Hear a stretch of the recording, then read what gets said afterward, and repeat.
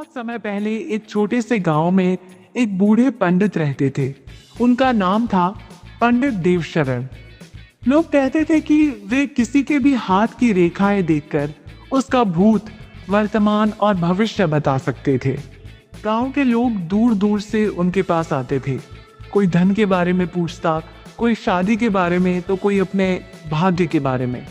एक रात तेज बारिश हो रही थी, बिजली चमक रही थी। तभी पंडित जी के दरवाजे पर दस्तक हुई। कौन है इतनी रात को? पंडित जी ने पूछा। दरवाजा खुला, सामने एक काले कपड़ों में ढका हुआ आदमी खड़ा था। उसकी आंखें लाल थीं और चेहरा डरावना। उसने धीरे से कहा, पंडित जी मेरा भविष्य देखिए। पंडित जी ने उसका हाथ अपने सामने रखा।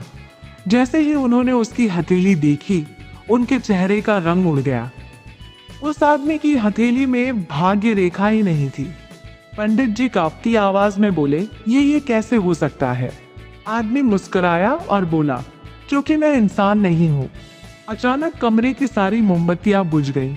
बाहर तूफान और तेज हो गया। पंडित जी डर के मारे मंत्र पढ़ने लगे। तभी उस आदमी की परछाई दीवार पर बहुत बड़ी हो गई। उसकी आंखें आग की तरह चमकने लगी। मैं उन लोगों की आत्मा हूं जिनका भविष्य तुमने गलत बताया था, वह जोर से चिल्लाया। पंडित जी घुटनों पर गिर पड़े और बोले, मुझे माफ कर दो।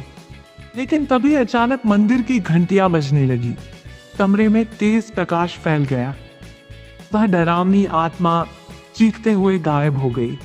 अगली सुबह गांव वालों ने देखा, पंडित देवशरण का कमरा खाली था। कहते हैं उस दिन के बाद वे कभी दिखाई नहीं दिए।